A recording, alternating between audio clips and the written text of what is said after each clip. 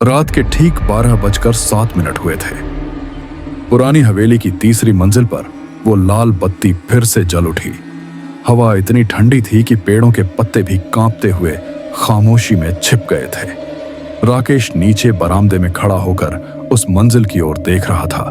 वही मंजिल जहां कोई जाता नहीं था। वो हवेली पिछले 40 सालों से वीरान थी।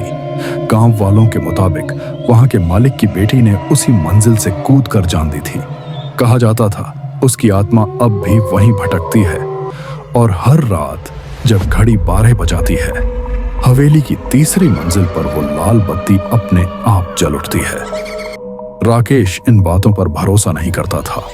वो शहर से आया था और इस हवेली में रहने का फैसला सिर्फ इसलिए लिया ताकि उसका डॉक्यूमेंट्री प्रोजेक्ट पूरा हो सके। लेकिन आज चौथी रात थी और वो लाल बत्ती हर रात की तरह ठीक उसी समय जल उठी थी। वो धीरे धीरे सीढ़ियों की ओर बढ़ा। लकड़ी की सीढ़ियां हर कदम पर कराहट थी, जैसे हवेली खुद उसे चेतावनी दे रही हो।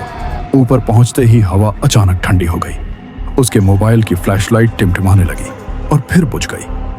अब बस वही लाल बत्ती जल रही थी, एक कमरे के अंदर से। राकेश ने दरवाजा हल्के से धक्का दिया। कमरा खाली था, या ऐसा उसने सोचा। दीवार पर जली लाल लाइट के नीचे पुराना आईना टंगा था, धूल से ढका पर एक जगह साफ, जैसे किसी ने अभी अभी उसमें चेहरा देखा हो। आईने में उसकी परछाई के पीछे कोई और खड़ा दिखाई दिया। राकेश ने पलटकर देखा, वहां कोई नहीं था। उसका दिल तेज धड़कने लगा। कमरे में अजीब सी नमी और मिट्टी की गंध थी। फर्श पर एक टूटा हुआ पायल पड़ा था। वो उसे उठाने के लिए झुका, तभी उसके पीछे दरवाजा जोर से बंद हो गया। बत्ती झिलमिलाई और आईने में अब एक लड़की का चेहरा साफ दिखाई दे रहा था, खून से भीगी आंखें और गर्दन झुकी हुई। राकेश ने कांपते हुए पीछे हटना चाहा, पर उसके कदम जम चुके थे। आईने में वो लड़की धीरे धीरे उसकी ओर झुक रही थी और फिर आईना अंदर से धुंधला हो गया। कुछ सेकंड बाद कमरे में सब कुछ सामान्य था। लाइट बंद, दरवाजा खुला, हवा थमी हुई। बस वो पायल अब फर्श से गायब थी। अगली सुबह गांव वालों ने सुना कि हवेली की तीसरी मंजिल पर किसी के चिल्लाने की आवाज आई थी।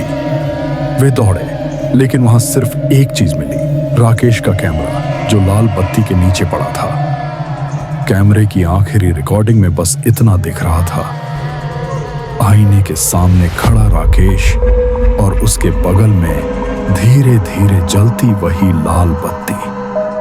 और उसके बाद से हर रात हवेली की तीसरी मंजिल पर अब 2 परछाइयां दिखाई देती हैं, एक लड़की की और एक आदमी की जो उसे कभी छोड़कर नहीं